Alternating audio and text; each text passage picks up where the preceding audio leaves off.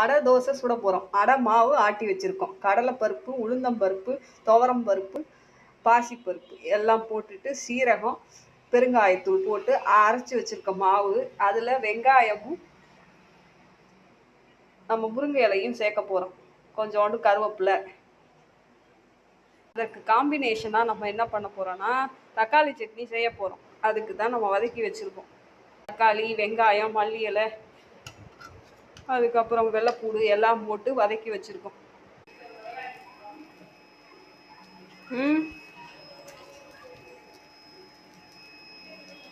என்னாச்சு? நல்லா வேகணுமே.